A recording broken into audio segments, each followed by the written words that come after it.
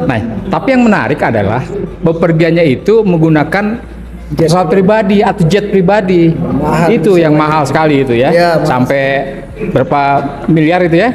8 miliar. Sekitar 8 miliar ya, hampir 10. Pulang pergi begitu ya.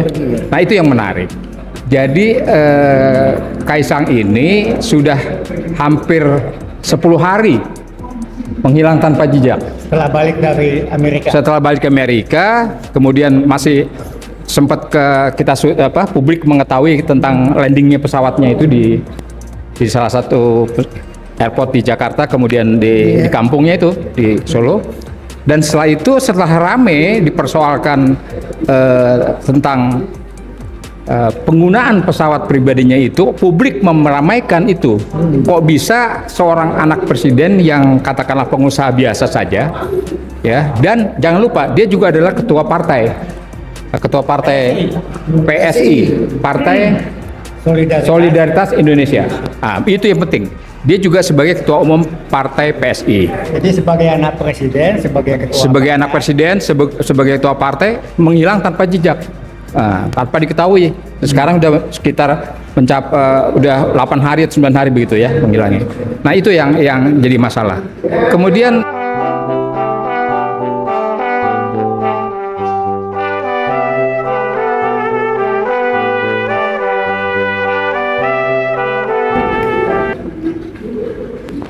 Oke, selamat siang. Kami WeWatch hadir kembali di sini. Ada satu tema yang menarik. Udah seminggu terakhir ini. Sebelum kita berlanjut masalah tema ini, saya akan memperkenalkan ada 2 orang senior kita dari alumni UI yang tergabung dalam UI Watch. Di sebelah kiri saya ada Bang Juju Purwantoro. Apa kabar Bang Juju? Selamat siang, selamat datang. Selamat siang. Di sebelah satu lagi ada Bang Buyung. Apa kabar Bang? Sehat Bang ya? Terima kasih Bang. Gini Bang, tema kali ini kita akan bahas dan kita angkat karena rame belakangan ini di medsos masalah Kaisang lari nih, nggak ada nih. Kabur ya, bahasanya tepatnya kabur. Bisa ditangkap kalau kabur ya, kabur. Nggak jelas nih kemana kaburnya Bang ya. Semua nyari nih. Nggak ya tahu kan? rimbanya. Nggak tahu rimbanya ya. Oh, iya. Oke. Gimana menurut Bang Juju nih? Kaburnya kira-kira kemana nih? Terus apa hukumnya Bang? Kalau begini Bang. Terus apa kasusnya dia Bang? Iya. Silakan Bang Juju. Assalamualaikum warahmatullahi wabarakatuh. Ini menarik ya. Jadi tadi disebutkan Kaisang. Kaisang itu adalah salah satu anak kandungnya Presiden Republik Indonesia yang bernama Joko Widodo. Kan begitu. Anak bungsunya. Anak bungsunya. Itu yang ketiga kalau saya. Ya, anak ketiga. Anak bungsu itu. Nah, yang ketiga. Nah, ini kan beliau ini dengan istrinya bepergian gitu ya. Bepergian ke Amerika sana, negara Amerika. Dengan jalan-jalan. Ya, bepergian atau jalan-jalan gitu sebutnya. Menggunakan jet ya. Tapi alasannya adalah formil. Alasannya karena ingin mendaftarkan istrinya di salah satu sekolah di S2 ya, pasca sarjana di Amerika sana. Alasannya seperti itu. Nah, tapi yang menarik adalah bepergiannya itu menggunakan pesawat pribadi atau jet pribadi. Itu yang mahal sekali itu ya. Sampai berapa miliar itu ya? 8 miliar. Sekitar 8 miliar ya, hampir 10. Pulang pergi begitu ya. Nah, itu yang menarik. Jadi Kaisang ini sudah hampir 10 hari menghilang tanpa jejak. Setelah balik dari Amerika. Setelah balik ke Amerika, kemudian masih sempat publik mengetahui tentang landingnya pesawatnya itu di salah satu airport di Jakarta, kemudian di kampungnya itu di Solo. Dan setelah rame dipersoalkan tentang penggunaan pesawat pribadinya itu, publik meramaikan itu. Kok bisa seorang anak presiden yang katakanlah pengusaha biasa saja, ya, dan jangan lupa dia juga adalah ketua partai PSI, Partai Solidaritas Indonesia. Nah, itu yang penting. Dia juga sebagai ketua umum Partai PSI. Jadi sebagai anak presiden, sebagai ketua partai menghilang tanpa jejak. Tanpa diketahui. Sekarang udah sekitar udah 8 hari atau 9 hari begitu ya panggilannya. Nah itu yang jadi masalah. Kemudian ini buat pelajaran buat kita semua bahwa apapun alasan dari pihak mereka mengatakan bahwa beliau ini adalah anak presiden, iya, tapi beliau juga pengusaha katanya. Nah, pengusaha, sehingga apapun yang dia peroleh atau fasilitas dari perusahaannya itu sah-sah saja karena tidak terikat dengan pejabat negara. Dari pihak mereka mengatakan begitu. Tapi dari sisi etika, ya, etika ketatanegaraan sebagai seorang anak presiden tentu kan terkait secara tidak langsung sebagai bapaknya sebagai presiden. Kok bisa, ya, pekerjaannya apa sih sebetulnya? Katanya dia ada salah satu agen perusahaan besar, ya, Shopee atau apa begitu kan? Nah kalau agen suatu perusahaan besar kemudian memberikan suatu fasilitasnya seperti apa? Batasannya kayak apa? Kan ceritanya itu kan difasilitasi oleh Shopee. Iya. Karena beliau katanya salah satu shareholder kan. Iya. Nah, menurut abang bagaimana tuh hukumnya? Iya, sebetulnya boleh-boleh saja, tapi tidak bisa lepas atau tidak bisa kita biarkan begitu saja manakala yang bersangkutan ini atau dia ini adalah anak kandung seorang presiden. Tidak bisa dong serta-merta semena-mena menggunakan fasilitas itu dari manapun alasannya ya. Tapi etika ketatanegaraan ini perlu dijaga dong sebagai seorang presiden, dan oleh sebab itu KPK akan mengklarifikasi. Apa iya? Akan menanyakan begitu. Ya, oleh sebab itu KPK untuk tahap awal mengklarifikasi dengan memanggil yang bersangkutan. Tapi setelah dipanggil lebih dari seminggu lebih, nggak jelas ini keberadaannya. Begitu Pak, nggak jelas ini sampai sekarang ya, pemanggilan KPK itu. Oke. Gitu. Berarti menurut Bang Juju nggak jelas ya. Tapi atas dasar hukumnya bagaimana Bang Juju melihatnya sebagai ahli hukum di sini? Anda kan lawyers nih, ya kan? Apakah dia nabrak soal hukum apa-apa? Ini karena dua orang kenal nih, se Indonesia nih, dari UI ini senior kita ini orang hukum dua-duanya ini, ya kan? Jadi bagaimana? Sekarang coba deh tanggapan dari abang senior dari Bang Buyung nih, silakan coba. Ya, kalau menurut saya hukum di Indonesia ini seperti perkataan Mahfud MD udah nggak bisa diharapkan. Ya, semua bisa diatur. Kata Yusuf Kala, nggak ada yang nggak bisa diatur di Republik ini. Ya. Nah itu yang kita sesalkan. Jadi kita sebagai masyarakat, kita harus berjuang terus mengingatkan kepada penegak hukum jangan sampai lalai. Ya. Pada saat ini mereka lalai. Kata Mahfud MD, semua bisa diatur, semua bisa dibeli, semua diacak-acak hukum sehingga hukum ini nggak berlaku. Nah kita harapkan dari masyarakat sebagai fungsi sosial ya, kita mengontrol, ikut mengawasi. Harusnya bagaimana kita kembalikan fungsi hukum itu di Republik ini, ya, supaya bermartabat kembali. Ya. Kalau tidak, ke bawah tumpul ke atas kan? Itu sudah dari dulu, sudah anekdot. Tapi kan lebih parah di rezim ini, ya kan? Kalau kita bilang rezim ini udah susah deh. Susah. Ya? Susah. Semua yang jelek itu suka dia aja. Suka dia aja. Nah, kira-kira demikian dulu. Oke, terima kasih Bang Buyung. Waduh, jadi memang udah sulit sekali hukum di sini di Indonesia, pemirsa. Kita tahu ini senior-senior kita melihat nih ahli hukum dua-duanya nih. Jadi susah mudah apa-apain udah susah ini. Ya, saya enak-enak beroknya aja gitu ya Bang Buyung ya. Lalu Bang Juju, satu hal. Dengan kepergian beliau, apa sih ini kira-kira yang dilanggar sama dia nih? Sampai KPK ngejar, kasusnya apa gitu loh. Silakan Bang Juju.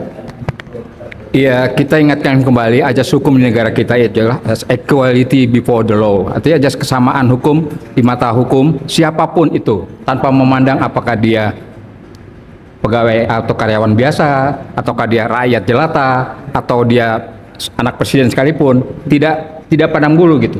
Jadi mereka bersamaan juga dalam hukum. Jadi kalau ada kalimat-kalimat atau kata-kata wah dia walaupun dia seorang anak presiden, dia punya bisnis, ya. Tapi sebagai negara hukum yang bersamaan tadi di mata hukum setiap orang itu, ini ada panggilan loh, panggilan secara resmi loh. panggilan secara resmi dari lembaga hukum kita yaitu KPK kepada yang bersangkutan. Nah, di mana alasannya macam-macam, katanya oh nanti kami cari dulu rumahnya, kami cari dulu tempat tinggalnya. Ya kan aneh-aneh aja kan. Mana mungkin seorang KPK untuk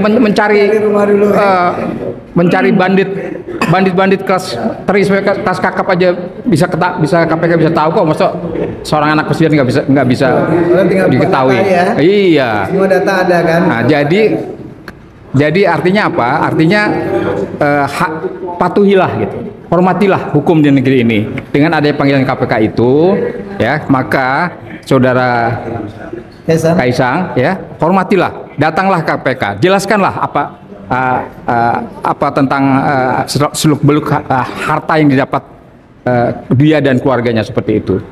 Maka clear kalau sudah dijelaskan seperti itu. Sepanjang memang beliau adalah secara tidak langsung adalah memang anak kandung dari seorang presiden, dan seorang presiden itu hartanya dari mana dan kemana itu harus diketahui oleh negara supaya jelas, supaya transparan begitu. Dan sekali lagi patuhilah saudara Kaisang untuk datang ya, kemudian laporlah kepada KPK, jelaskan apa yang sebenarnya terjadi dengan Anda dan keluarga begitu. Begitu. Sebentar, kasusnya apa jadinya dilanggar ini? Kan pertanyaan saya belum terjawab. Ya, gravitasi kalau menurut saya. Iya. Kasusnya itu gravitasi. Tapi kamilah berharap kepada KPK sebagai ujung tombak pemberantas korupsi, ya, yang dulunya kita berharap dari polisi dan kejaksaan untuk melakukan penegakan hukum, tetapi kenyataannya nggak bisa diharapkan, dan diharapkan sekarang KPK. Nah, tolong KPK tunjukkan giginya tegas, ya, sesuai dengan undang-undang, dapat amanah dari rakyat, ya lakukan. Kami berharap demikian. Tapi kalau nggak bisa ya bubar aja dah. Iya. Timbang makan gaji buta. Dibubarkan saja. Dibubarkan saja. Kalau nggak membubarkan diri lah lebih terhormat. Lebih KPK membubarkan diri. Kalau nggak bisa, kalau nggak berani, kalau takut. Keras sekali. Kalau perlu misalnya KPK takut, kami siap kok mendampingin. Ya, kami siap. Dari UI Award siap mendampingin KPK untuk mengusut tuntas masalah gravitasi. Terima kasih. Oke, baik, terima kasih. Bang Buyung nih terlalu keras nih, ekstrim nih. Disuruh bubarin jadi nih saudara-saudara nih, pemirsa nih. Pemirsa Wiwats yang menonton acara ini dari mulai Sabang sampai Merauke ini, ya. Kita mendengar senior kita nih Bang Buyung mengatakan ini KPK harus dibubarkan kalau tidak bisa menangani kasus ini. Ya. Oke. Tapi yang dilanggar kan nih simpang siur nih. Iya kan, hukumnya nih. Ada contoh waktu kembali juga dia masuknya kan Bang, tidak masuk lewat imigrasi loh Bang. Turun dari pesawat langsung dijemput pakai Alphard. Imigrasi dan bea cukai. Iya, imigrasi dan bea cukai. Apakah begitu seorang anak presiden? Iya kan, itu kan juga pertanyaan. Iya kan, tapi sebelum-sebelumnya enggak loh presiden yang lain. Anaknya Pak Harto pulang lewatin imigrasi, lewatin bea cukai gitu kan. Nah, itu loh. Nah, ini kan juga jadi satu pertanyaan besar buat masyarakat di luar. Nah, satu hal Bang, kira-kira dia lari apa ke Cina apa keluar, karena banyak rumor ada di luar sana di medsos, ada yang bilang Kaisang lari ke Cina, iya kan? Ada yang bilang lari ke Solo, pulang kampung. Saya rasa kok ke Solo gampang dong, mudah ya, seorang KPK atau badan-badan intelijen kan bisa gambar, ya, bisa ngegambarnya sebentar itu Bang. Nah, menurut Abang kira-kira kemana nih Bang? Ya, kita tidak bisa tebak-tebak manggis begitu ya. Dia kemana ya kita nggak tahu ya. Tapi buat KPK atau pihak kepolisian itu sesuatu yang remeh-temeh gitu. Sangat mudah ya? Sangat mudah ya. Kalau mereka punya kemauan ya, ada goodwill, itu sangat mudah dari KPK maupun pihak kepolisian. Sekarang tinggal ada kemauan nggak? Ada diskriminasi nggak karena dia seorang anak presiden sehingga akhirnya ragu-ragu ya untuk memanggil atau mengklarifikasi. Maka tadi saya katakan bahwa Kaisang hadir sajalah, datang sajalah KPK untuk menjelaskan, mengklarifikasi. Itu saja. Ya, itu saja yang diperlukan. Demikian kira-kira pendapat saya. Oke, baik, terima kasih. Bang Buyung, bagaimana perkiraan ekspektasinya? Jadi KPK-nya yang harus berbuat, karena kalau dia tidak melakukan tugasnya, itu yang saya bilang tadi, bubarin aja.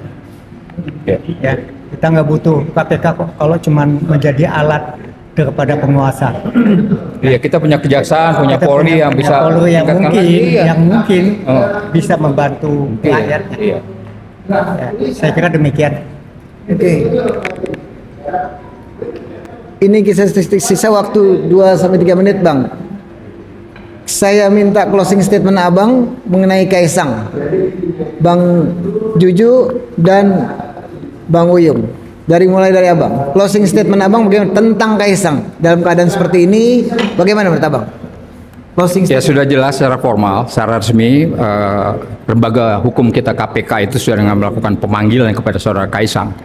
Dan kami harapkan Kaisang ini untuk mematuhi gitulah, ya, untuk hadir ya sesuai dengan kewajibannya. Memang dia sebagai seorang ketua partai begitu, ya, memberikan contoh pada publik gitu kan, untuk mematuhi dan mengikuti aturan atau hukum yang berlaku, sehingga tidak menjadi tanda tanya besar kalau beliau tidak hadir atau tidak tampil, sehingga ini akan menimbulkan tanda tanya besar dari masyarakat, dan hukum kita tentunya akan diskriminasi, akan bisa dipermainkan oleh seorang anak pejabat siapapun dia. Kira-kira. Jadi kami berharap Kaisang segera hadir. Oke. Lalu Bang Buyung, closing statementnya bagaimana? Silakan Bang.